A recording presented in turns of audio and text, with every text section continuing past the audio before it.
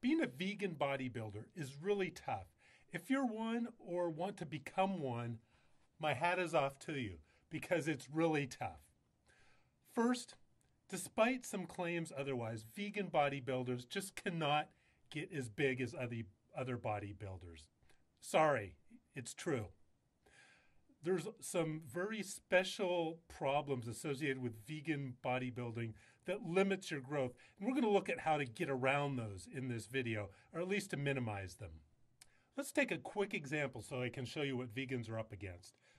First, vegans can only eat plants, nothing from animals. So for protein, vegans are restricted to beans, seeds, nuts, and grains. Let's take an example. So a vegan bodybuilder needs 160 grams of protein. They're going to get that from peanuts. They need nearly 16,000 calories worth of peanuts to get that 160 grams. And you say, whoa, wait a second here. That does not make sense. There's far more protein than that in peanuts. Yeah, you're right. But it's lacking in lysine, and it's not nearly as digestible. That 160 grams needs to be available protein. And that's the problem with plant sources.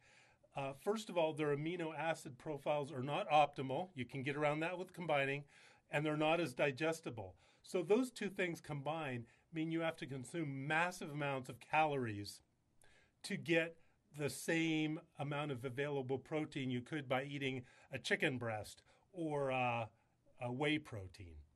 So anyway, if our vegan bodybuilder wanted to get 160 grams of available protein by eating peanuts, that'd be 16,000 calories they'd have to eat. Nothing else, just peanuts. So they would gain fat at an alarming rate, pounds per day of fat. Now, if you want to see exactly where I got these numbers for peanuts, check out my website, the Protein Calculator. Not only will it tell you the digestibility and the amino acid profiles compared to a high protein quality protein source like chicken, but it gives you the digestibility too and tells you how many calories you would need to get a certain amount of available protein. So you can look up anything that you're interested in, wheat, oats, soybeans, what have you. So check out the protein quality tool. It's a great way to get started. So now that we understand the problem, let's look at the solutions. First, there's protein combining. We've all heard of this, the beans and rice thing. Well, with peanuts, they're short in lysine. So you eat cauliflower with that, and it's a great way to get a good amino acid profile that approximates that of a high-quality source like eggs or whey or chicken. So again, protein combining.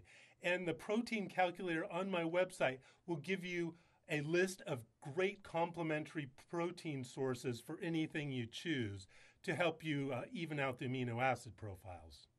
Okay, so food pairing was obvious. The other obvious thing is concentrating.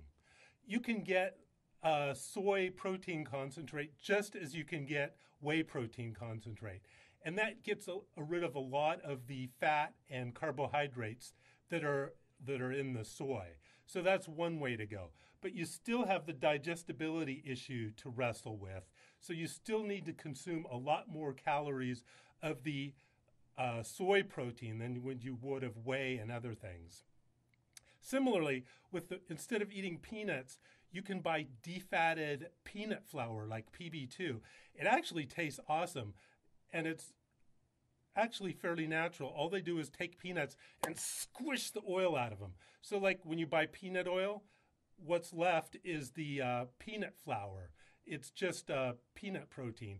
And raw peanuts, I believe, are like 16% protein by calories, whereas the peanut flour is like 43% protein by calories. Still a heck of a lot of fat in it, but it's better.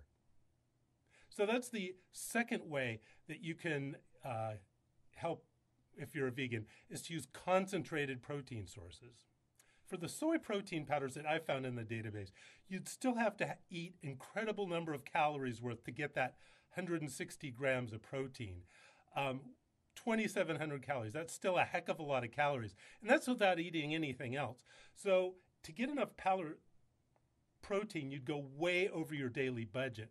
So what do? Where do you go from here? Are we at a dead end? No. Question for you. So if you need to eat more calories, how do you do it without getting fat? Cardio. You do more cardio. So that is what a vegan is faced with. The food sources that you eat are not that dense with protein. So you have to eat more of them, which means more calories, which means you would get fat. And you have to do more cardio to keep from gaining the fat. But the problem is there is a limit to how much cardio you can do. You can do an hour of cardio a day without affecting your ability to gain muscle. But, once you start doing 2 hours of cardio, 3 hours of cardio, it's going to get in the way of your ability to gain muscle. So, you got to combine these things judiciously. And even if you do everything flawlessly as a vegan, you're still going to be at somewhat of a disadvantage. But I hope at least now you understand what you're up against. And I hope that helps you go forward as a vegan. Again, I applaud you if you are, because it's really tough.